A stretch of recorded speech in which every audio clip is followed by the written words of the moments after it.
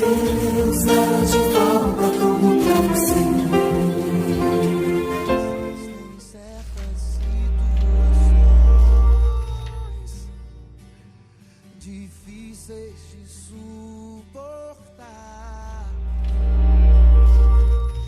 olhamos para o lado. O livro do profeta Malaquias. Ele viveu cerca de 100 anos depois que os israelitas regressaram do exílio babilônico. E a sua mensagem foi dirigida às pessoas que estavam morando em Jerusalém já há algum tempo. O templo tinha sido reconstruído e as coisas não estavam indo bem. Basta lembrar as histórias de Esdras e Neemias. Agora, quando os israelitas regressaram do exílio, as suas esperanças estavam bem altas. Eles iriam regressar e reconstruir as suas vidas e o templo, e todas as grandes promessas dos profetas se tornariam realidade. O Messias viria e estabeleceria o reino de Deus sobre Israel unificado e sobre as nações, e traria justiça e paz a todos. Mas não foi isso que aconteceu. Os israelitas que repovoaram a cidade foram tão infiéis a Deus quanto seus ancestrais, o que resultou em pobreza e injustiça. E assim, em Malaquias descobrimos o quão corrupta esta nova geração tinha se tornado. O livro foi concebido como uma série de disputas, e a maioria das sessões começam com Deus dizendo algo, fazendo uma reivindicação ou uma afirmação. E Israel discordará ou questionará a declaração de Deus. E Deus responderá e oferecerá a última palavra. Isso aconteceu 6 vezes. Nas primeiras 3 disputas, Deus expõe a corrupção de Israel, e nas últimas 3 ele confronta a sua corrupção. E a impressão geral que você tem desses argumentos e disputas é que o exílio fundamentalmente não mudou nada nas pessoas. Os corações de Israel são tão duros quanto sempre. A primeira disputa começa quando Deus diz que ele ainda ama o seu povo da aliança, apesar de seus fracassos. E Israel contesta a Deus rudemente, dizendo: "Como você tem nos mostrado amor?" E assim, Deus os lembra de como ele graciosamente escolheu a família de Jacó como seu ancestral para se tornar o portador das promessas da aliança de Deus, em vez de Esaú, seu irmão, e a família que veio dele, que eventualmente veio à ruína. Lembre-se das histórias de Gênesis e do livro de Obadias. Assim, desde a primeira disputa, Israel é exposto com suspeição, duvidando do amor e da fidelidade de Deus. A segunda disputa expõe um problema com o segundo templo de Israel. Deus acusa o povo de desprezar e profanar o templo, e o povo dispara de volta: "Como temos te desprezado?" E assim Deus responde enfocando as pessoas, como elas são desonestas e trazem oferendas vergonhosas de animais doentes que mostram que eles não valorizam ou honram o seu Deus. Mas não são só as pessoas, são também os sacerdotes que administram o templo. Eles não apenas toleram, como participam dessas formas corruptas de adoração.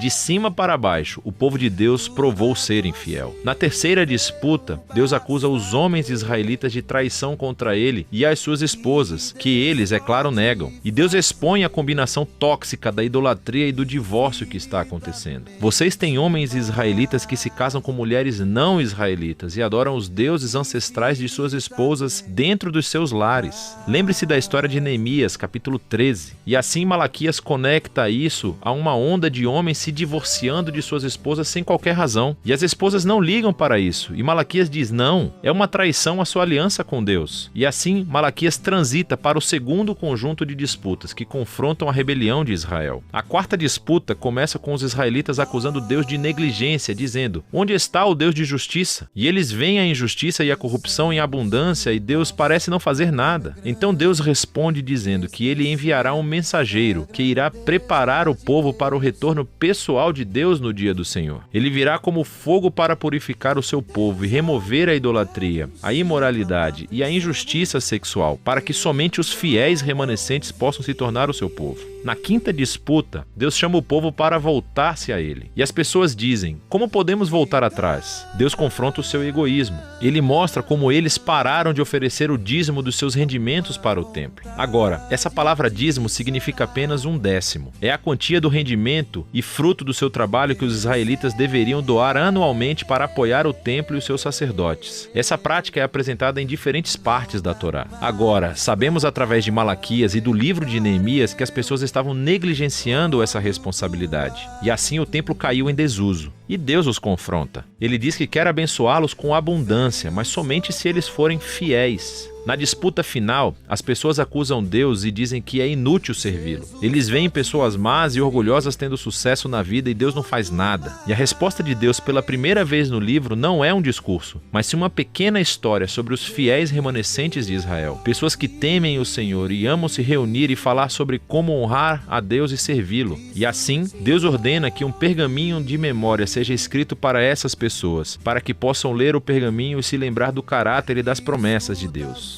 Malaquias aqui reflete sobre o dom divino das Escrituras, como elas nos apontam para o passado para lembrar o que Deus fez para inspirar fidelidade e esperança para o futuro, o que leva à conclusão do livro. Ele capta e desenvolve as imagens da quarta disputa sobre o dia do Senhor que está próximo, mas ela se desenvolve ainda mais. Ele diz que Deus designou um dia de purificação do julgamento que consumirá os iníquos dentre o seu povo. Mas o que a conclusão acrescenta é o futuro dos fiéis remanescentes, porque para eles o dia do Senhor não é uma ameaça, é motivo de alegria. Será como os raios do sol nascente que trazem cura e vida e esperança para o futuro. E assim, as disputas de Malaquias chegam ao fim. Mas há algo a mais nesse livro. Os 3 últimos versos não fazem parte das disputas e, na verdade, são um apêndice final, trazendo o fechamento não apenas para Malaquias, mas para toda a coleção da Torá e dos profetas. Então, primeiro, o leitor é chamado a lembrar da lei, ou da Torá, do meu servo Moisés. E isso lembra a história e as leis da aliança que você encontra nos 5 primeiros livros da Bíblia. Mas então ouvimos esse resumo dos livros dos profetas. Vou enviar o profeta Elias antes do dia do Senhor, que restaurará os corações do povo de Deus. Portanto, essa conclusão resume a Torá e os profetas como uma história unificada que aponta para o futuro. Israel foi redimido por Deus e eles o traíram através da sua rebelião e corações duros, quebrando as leis da Torá. Mas as Escrituras antecipam um dia futuro, quando Deus enviará um profeta, um Moisés, um novo Elias, que restaurará o povo de Deus e curará os seus duros corações. Lembre-se de todas as promessas de Deuteronômio, Jeremias e Ezequiel. E assim, esse apêndice final apresenta as Escrituras como um presente divino para ler, ponderar e orar. Eles dizem a verdade sobre a condição humana, sobre o nosso egoísmo e o nosso pecado. Mas também anunciam a promessa de Deus de que um dia Ele enviará um mensageiro e depois compareceria pessoalmente para enfrentar o mal, restaurar o seu povo e trazer a sua aliança. E é dessa esperança futura de que tratam Malaquias, a Torá e todos os profetas.